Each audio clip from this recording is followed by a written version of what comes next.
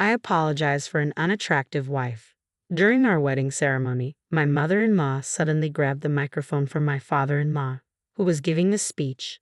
She blurted out harsh words. I'll discipline her properly from now on to at least make her a better wife on the inside, looking satisfied, which was a stark contrast to the shocked silence that filled the room.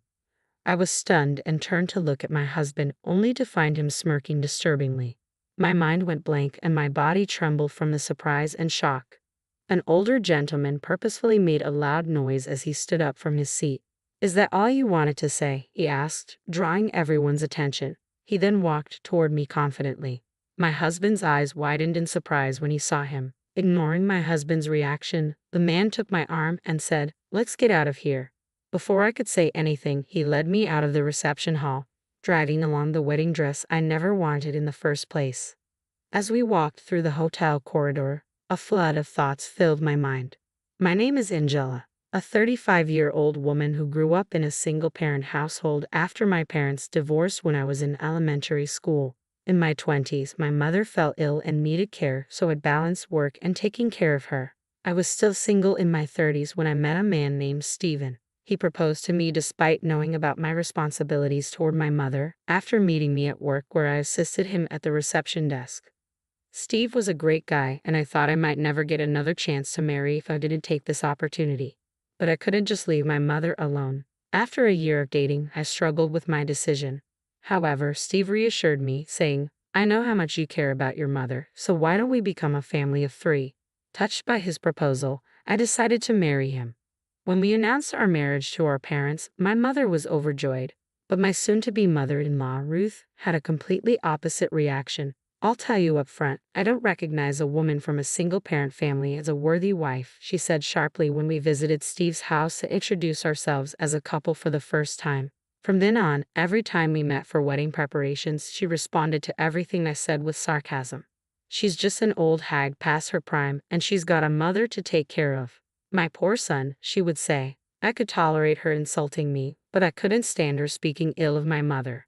After all, it was Steve who said he wanted to be part of our family. I bet you used some sly tricks to seduce my son, she accused. I didn't do such a thing, I replied. Well, your mother probably cheated on your father, and that's why he left. Ruth would lash out.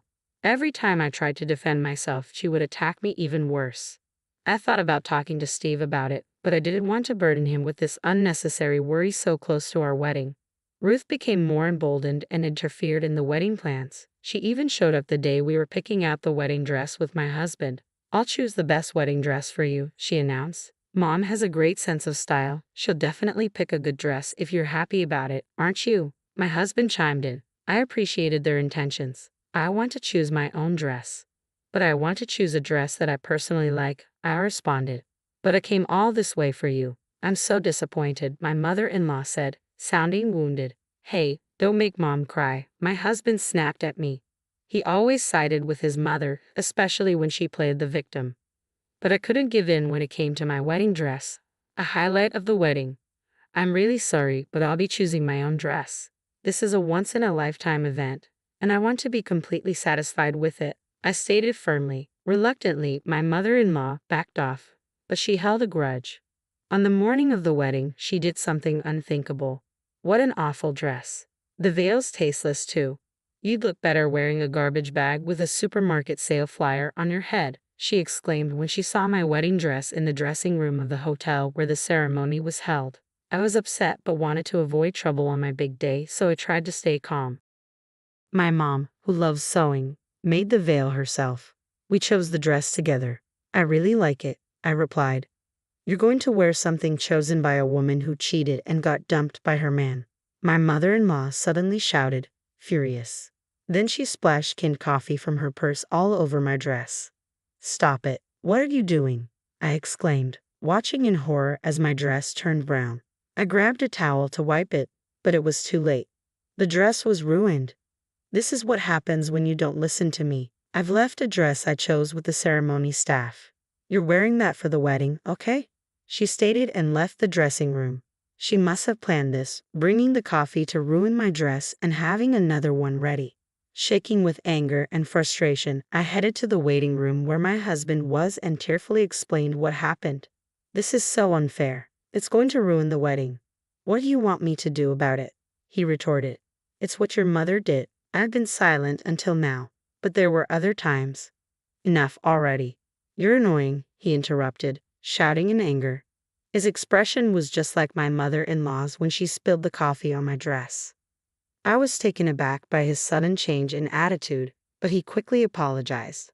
Oh, I'm sorry. I just can't deal with this right now.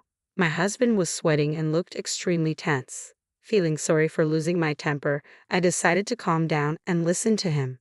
You seem pretty stressed out. What's going on? I asked. Actually, the CEO of my company is suddenly attending our wedding. He happened to be at the hotel for work and met my boss. After hearing about our wedding, he prepared a gift and decided to attend since there was an empty seat due to a colleague's illness. What a coincidence. Showing off your skills here might lead to a promotion. You don't have time to worry about your dress. Just do as my mother says. I didn't appreciate his attitude, but it seemed useless to argue. I decided to leave the scene. Then the wedding began. The ceremony at the church on the hotel's rooftop went smoothly, and I was relieved until the family speeches at the reception. My mother-in-law went all out.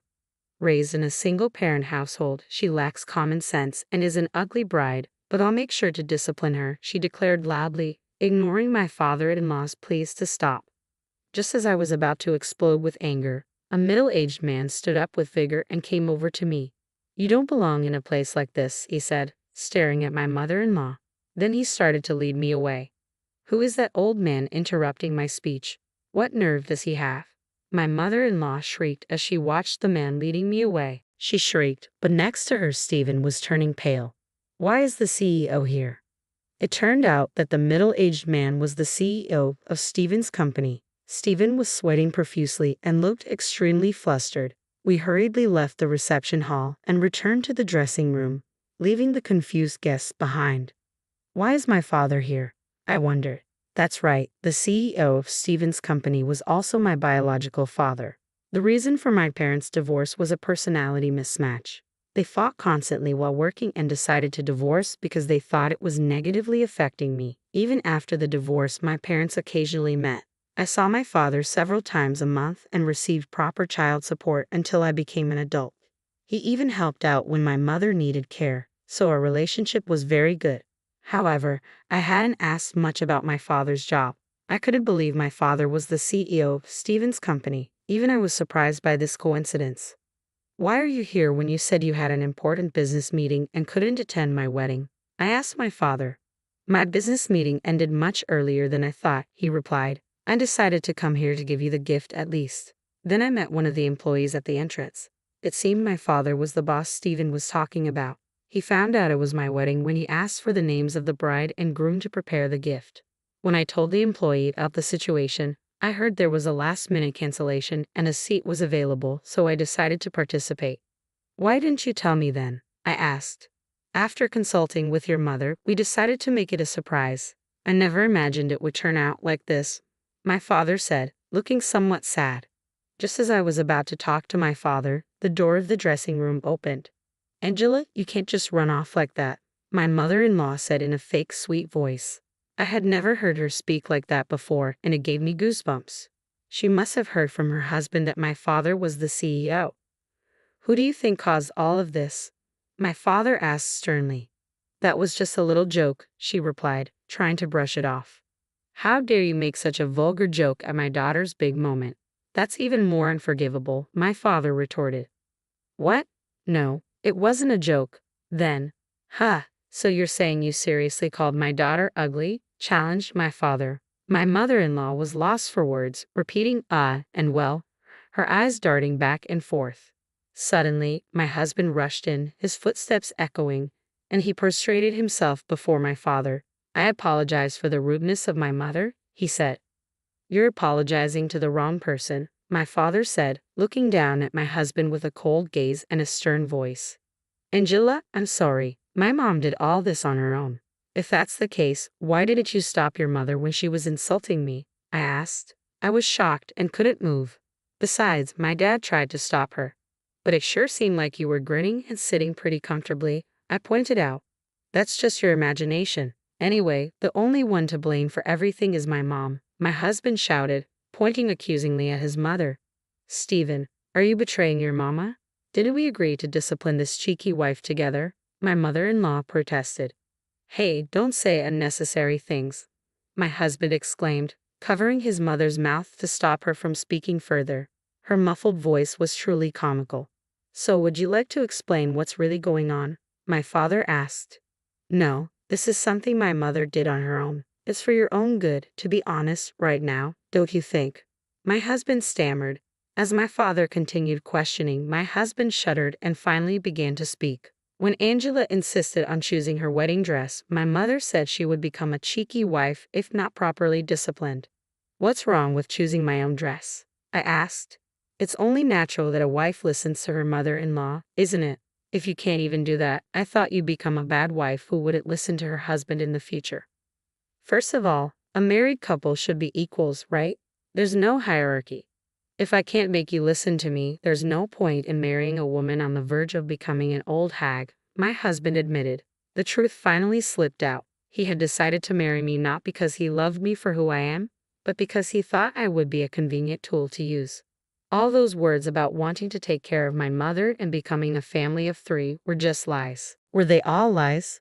Of course, you had plenty of savings, didn't you? I was planning to use that to build a 2-family house. I wanted to make you work like a slave and live happily with my mother, but now it's all ruined.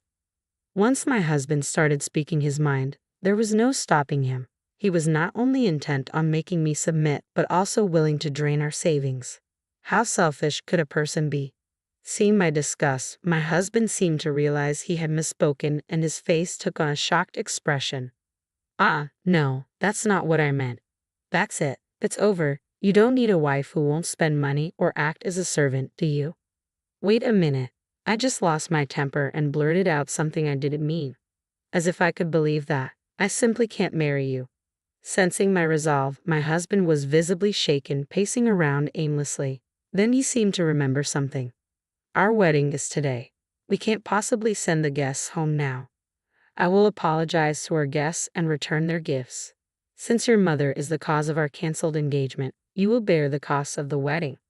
You're joking. Even if we were to break up, it's your fault for making a fuss about one little outburst from my mom. As if it was just one time, huh? All the awful things you've said to me are right here. I pulled out my smartphone from my purse. I had recorded countless unbearable words from my mother-in-law. Pressing the play button, words like poor, ugly, harsh woman came out in quick succession in her unpleasant voice.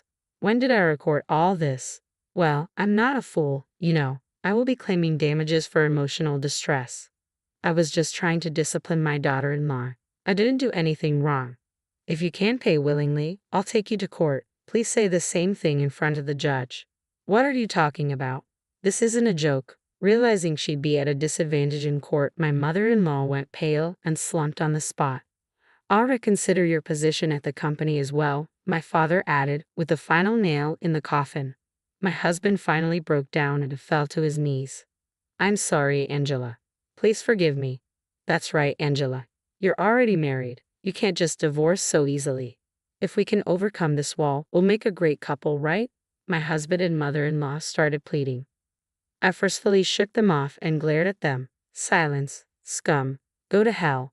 With that, I left the dressing room. I then followed through with my declaration of canceling my engagement with Stephen and filed a claim for emotional distress against my mother-in-law.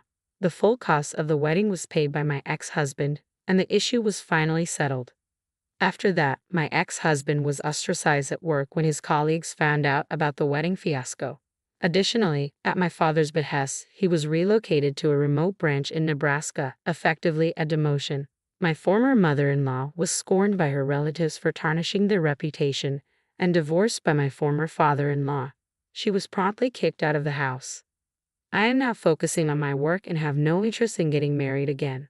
Over time, my parents have also regained their composure, and we occasionally have family dinners. I am now living a very happy life.